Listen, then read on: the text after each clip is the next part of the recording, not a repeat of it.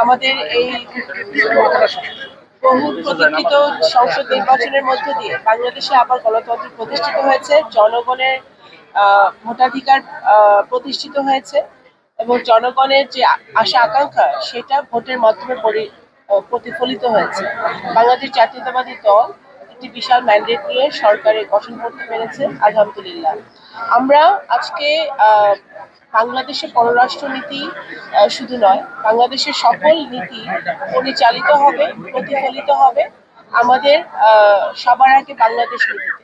আমরা আমাদের পররাষ্ট্রনীতি সকল দেশের সাথে আমাদের সমমর্যাদা নিয়ে আমাদের সম্পর্ক থাকবে, সকল দেশের সাথে আমাদের কূটনৈতিক সম্পর্ক থাকবে, বন্ধুত্ব থাকবে, কিন্তু সেটা হবে সমতার ভিত্তিতে, পারস্পরিক মর্যাদার ভিত্তিতে এবং অবশ্যই বাংলাদেশের স্বার্থ, বাংলাদেশের মানুষের স্বার্থকে সব এক নম্বর প্রায়োরিটি দিয়ে সকল